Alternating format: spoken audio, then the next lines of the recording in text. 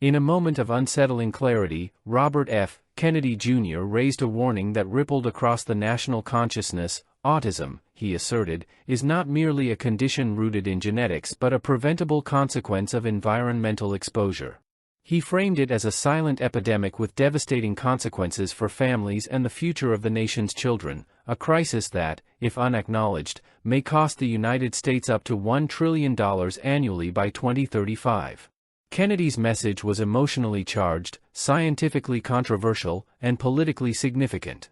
It wasn't just a critique of public health policy, it was a call to arms for a fundamental shift in how we research, discuss, and prioritize national health crises. Genes do not cause epidemics, he stated. They can provide a vulnerability.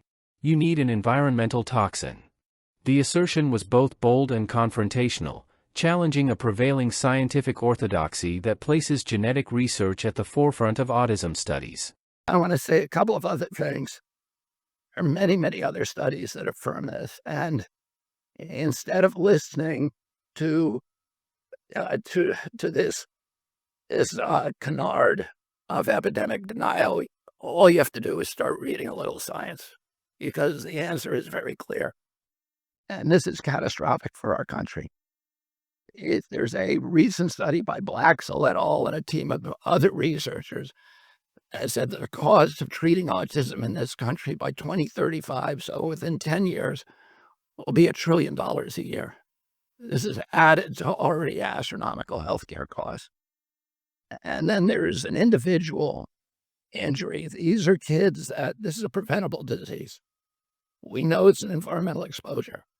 It has to be. Genes do not cause epidemics. They can provide a vulnerability. You need an environmental toxin. And Irva Hertz-Pachoda pointed out that because of this mythology, that the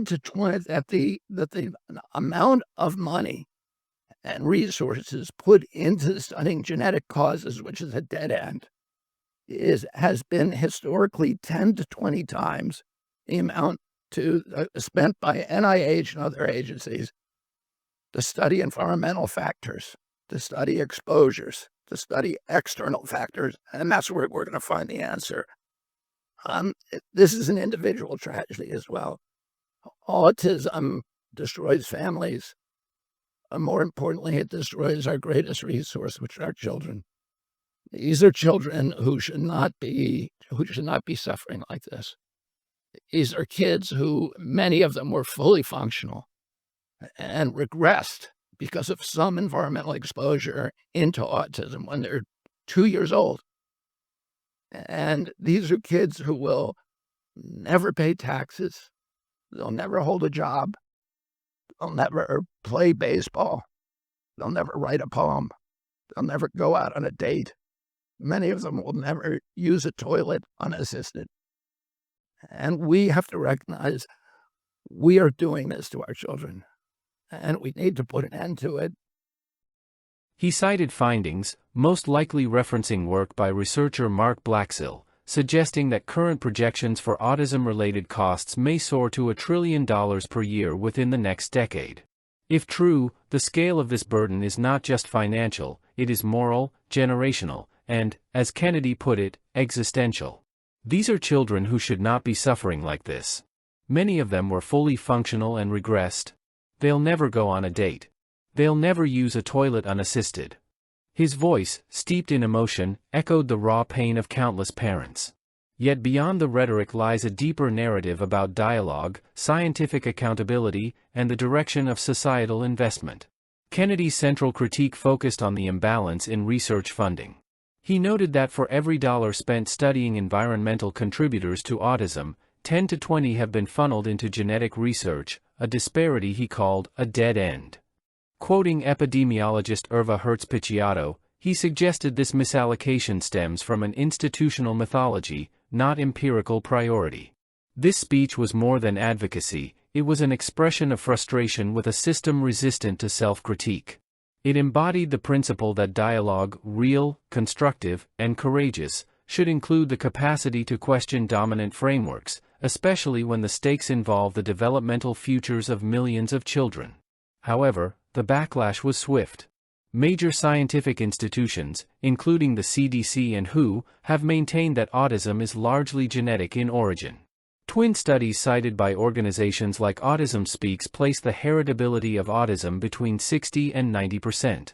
These groups reject links between autism and vaccines, and they dispute any definitive connection to environmental toxins, citing a lack of replicable, causally established evidence.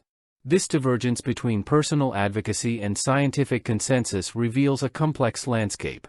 Kennedy's tone, while earnest and urgent, challenges the norms of clarity and measured communication demanded in public health. While he calls for transparency, critics argue that some of his statements, such as suggesting autistic children will never pay taxes or write a poem, risk painting an overly bleak and stigmatizing portrait, one that may overshadow the capabilities and dignity of those on the autism spectrum. And yet, the controversy surrounding his message underscores a vital democratic tension: the need to balance institutional authority with intellectual humility.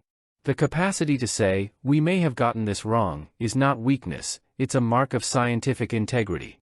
This is especially critical when considering that environmental factors, while not conclusively proven causal, remain part of ongoing studies into autism's etiology, including prenatal exposures and neurodevelopmental disruptions. What Kennedy's critics may overlook is that his call resonates precisely because it embodies the search for truth, a desire to protect children, question prevailing assumptions, and elevate parental testimony into the national discourse. His stance fosters public curiosity, a willingness to reconsider previously held beliefs, and a refusal to accept that complexity should be the end of inquiry. These are not traits to be dismissed. They are foundational to any society that prizes open dialogue. His statement, "We need to recognize we are doing this to our children, and we need to put an end to it," was a direct appeal to moral accountability. And while critics demand evidence, many parents demand answers. The gulf between those two imperatives is the battleground where science, policy, and emotional truth collide. At its heart, this controversy invites a more profound engagement. How do we value the stories of those affected? How do we ensure research is not only technically correct but also humanely responsive? How do we prevent the suppression of inquiry under the guise of protecting consensus? The conversation Kennedy has sparked is uncomfortable, raw, and necessary. It reminds us that truth is not static, it is discovered through criticism, risk, and dialogue. And while Kennedy's conclusions may not align with current consensus, his invocation of environmental causes is a signal, not of certainty, but of the unresolved questions still lingering beneath decades of scientific effort. In a world quick to condemn dissent, this moment is a test, not of who is right, but of how we respond when someone challenges the dominant view, not with conspiracy, but with conviction. Kennedy has issued a challenge not just to science but to society. Are we still willing to listen, critique, and grow? Or has the space for genuine discourse become too dangerous to enter? The answer may define not just the trajectory of autism research, but the future of dialogue itself.